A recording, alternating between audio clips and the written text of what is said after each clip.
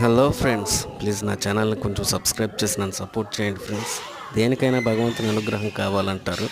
ఇది మన తెనాలి వైకుంఠపురం గుడిలోని జమ్మి చెట్టు, ఇంకా ఉసిరి చెట్టు. పిల్లలు లేని వాళ్ళు అక్కడికి వచ్చి ఆ విధంగా కడతా ఉంటారు, పిల్లలు కలుగుతారనే నమ్మకంతో. ఇది రీసెంట్గా ప్రతిష్టాపించిన ధ్వజస్తంభం ఫ్రెండ్స్. చూడండి ఎంత పెద్దగా ఉందో, చూడటానికి కూడా చాలా అందంగా, మళ్ళీ మళ్ళీ చూడాలనిపించే విధంగా. ఇక ఇది మన గరుత్మంతుని విగ్రహం ఫ్రెండ్స్. సేమ్ అదే రోజు ఈ విగ్రహాన్ని కూడా ప్రతిష్టాపించారు. ఇది ఫ్రంట్ నుంచి ఫ్రెండ్స్, మన గుళ్ళోకి ఎంటర్ అవ్వగానే ఇది ఈ విధంగా కనపడుతుంది. కింద నుంచి నామాలు, వెంకటేశ్వర స్వామి నామాలతో.